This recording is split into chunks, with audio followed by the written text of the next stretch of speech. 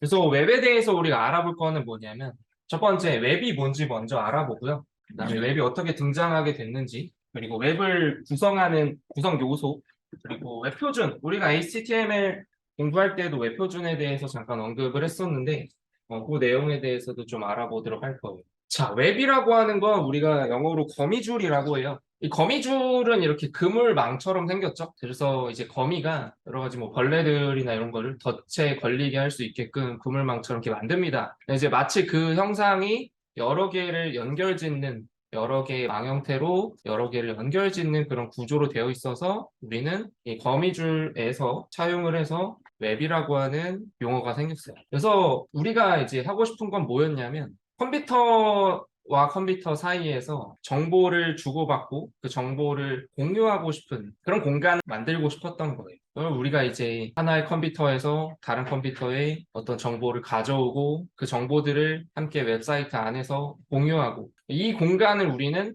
웹이라고 불러요. 컴퓨터를 통해 정보를 보내고 정보를 받아오고 하는 공간을 이제 웹이라고 부릅니다. 그러면은 더 자세하게 알아보면 웹은 여러분들 www라고 해서 항상 어떤 사이트에 들어갈 때 www.naver.com 이렇게 해서 웹페이지에 접속을 하죠. 그때 이 www가 W3가 월드 와이드 웹의 약자예요. 그거를 이제 축약해서 우리는 그냥 웹이라고 부르죠. 그래서 컴퓨터를 통해서 정보를 공유하는 공간을 우리는 웹이라고 부르고, 이 웹을 통해서 우리가 결과적으로 하는 건 뭐냐면 문서들을 넘나드는 거예요. 하나의 문서에서 다른 문서로 뛰어넘고 그 문서들을 서로 연결 지을 수 있도록 만들고, 그렇게 하면 이제 지식들이 연결이 되는 거죠. 내가 어떤 문서를 읽고 있다가 이 용어에 대해서 잘 몰라. 그런데 용어를 클릭을 하면 용어를 설명하는 문서로 이동이 되고 그 문서와 문서를 넘나드는 하나의 경로를 만들어주는 거죠. 그래서 서로 연결 지을 수 있는 이 문서들, 이거를 우리는 하이퍼 텍스트라고 합니다. 여러분들 그 요즘에 하이프이라는 말이 되게 많이 쓰이죠?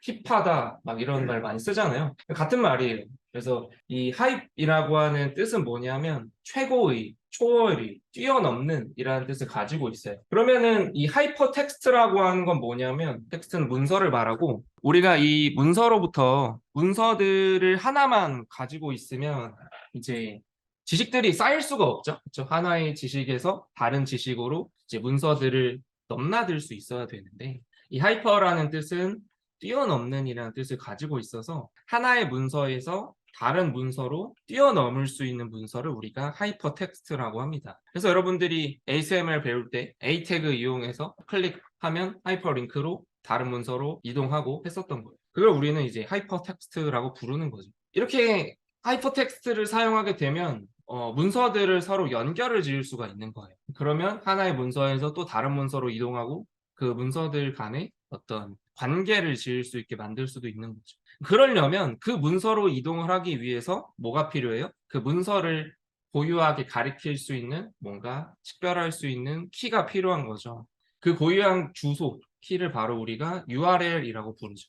그래서 식별할 수 있는 주소를 우리는 유니폼 리소스 로케이터라고 해서, 여러분 유니폼은 우리가 어떤 군인분들이 입는 제복, 아니면 축구 선수들이 입는 유니폼, 아니면 우리가 어떤 특정 가게에서 근무할 때 입는 작업복, 뭐 이런 것들을 유니폼이라고 하죠. 그래서 특정 어떤 그룹이나 조직을 가리킬 수 있는 의상을 유니폼이라고도 부르는데, 유니폼에는 이제 일관된 획일적인이라는 뜻을 가지고 있어요. 그래서 이 일관된 자원을 가리키는, 리소스가 자원이죠. 그래서 이 하나의 유일한 자원을 가리키는 문자열을 우리가 URL이라고 부릅니다. 그래서 이 URL을 통해서 이게 A라는 문서야, 이게 B라는 문서야라고 하는 걸 구분을 할 수가 있는 거죠. 그래서 이 연결 지을 수 있는 문서들, 하나의 문서에서 다른 문서로 뛰어넘을 수 있는 문서들, 하이퍼텍스트를 유일한 자원을 가리키는 문자열인 URL로 가리킬 수가 있고, 그 URL을 이용해서 하이퍼텍스트를 다루는 프로그램을 우리는 웹 브라우저라고 하는 거죠. 그래서 결과적으로 웹은 이 서로 넘나들 수 있는 문서들을 식별할 수 있는 주소를 통해서 여러 문서들을 다루는 프로그램을 우리가 웹이라고 부릅니다. 그래서 여러분들이 웹사이트에 들어가서 여기 뭐 쇼핑 사이트 정보, 그다음에 아니면 뭔가 정리된 블로그의 정보들 아니면 뭐 여러 가지 정보들을 여러분들이 공유를 할 수가 있는 거죠. 그래서 웹이 이제 어떻게 등장하게 됐냐면 처음에는 웹이 등장할 때 이런 어떤 연구소에서 이제 어떤 학문을 연구하는 분들이 뭐 논문을 쓰기도 하고 그 연구 자료들을 만들기도 하는데 이게 이제 나만 가지고 있으면 서로 이 지식에 대한 공유가 이루어지지가 않죠. 그래서 이제 과거에는 이제 웹이 등장하기 전에 우리가 웹사이트를 만들어서 그 안에서 쇼핑을 하고 뭐 여기서부터 출발한 게 아니에요. 그래서 연구를 하시는 연구자분들이 이런 학술 자료들, 연구 자료들을 공유하기 위해서 만들어진 거예요. 그래서 여기 그림에 보시면 이 웹이라고 하는 걸 처음 이제 고안을 했던 분이 이 팀 버너스리라고 하는 분인데 이분이 이제 이런 생각을 한 거죠. 전 세계에 떨어져 있는 연구자들이 있어. 그 사람들이랑 맨날 만나서 뭐 학술회를 매번 할 수 있는 것도 아니고 세미나를 매번 할 수 있는 것도 아니고 그렇잖아요. 근데 그거를 그냥 멀리 떨어져 있는 상황에서 이 연구 자료들을 지식을 공유할 수 있는 방법이 없을까? 어떻게 공유를 할까? 라고 하는 이제 고안을 하게 된 거죠. 이제 거기서 이제 필요한 것들이 뭘까라는 생각을 해봤어요. 그러면 일단 이 문서들을 가지고 우리가 공유를 할 수가 있어야 되는데 어떤 지식을 담은 문서들을 공유할 수 있어야 되는데 그 문서들을 식별할 수 있는 고유한 이런 주소들이 필요할 거고 이게 그냥 하나의 문서만 가지고 우리가 뭐 워드 파일 아니면 HWP 파일, 한글 파일 이런 거를 가지고 공유를 하게 되면 그 문서들을 처음부터 다 정독하거나 아니면은 통독하지 않는 이상 필요한 지식이 어디 있는지 검색하고 찾아내기가 힘들어요. 그렇기 때문에 문서와 문서를 뛰어넘을 수 있는 그런 구조가 필요하다라는 생각을 해낸 거죠. 이제 그 안에 이제 하이퍼텍스트라고 하는 개념이 나온 거고, 그 하이퍼텍스트를 이제 하이퍼텍스트로 이루어진 문서를 작성할 수 있는 언어, 정의할 수 있는 언어가 필요하겠죠. 그걸 우리가 하이퍼텍스트 마크업 랭귀지라고 해서 이 하이퍼텍스트를 작성할 수 있는 언어를 또 만들게 되는 거죠.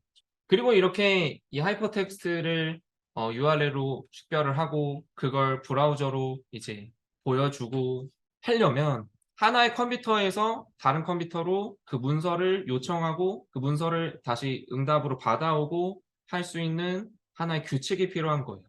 그 규칙이 이제 HTTP가 됩니다. 그래서 이분이 이제 이런 생각을 가지고 처음에 웹을 고안을 한 거예요.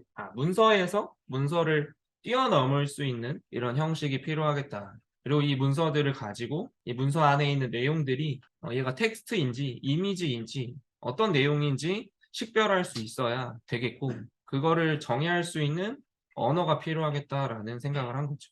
얘를 이제 고유하게 구분할 수 있는 주소가 필요하겠고 또 그리고 이 문서들을 전송을 하고 발송을 하고 수신을 하는 그 규칙도 필요하겠다라고 해서 HTTP라고 하는 또 통신 규약들이 나온 거예요.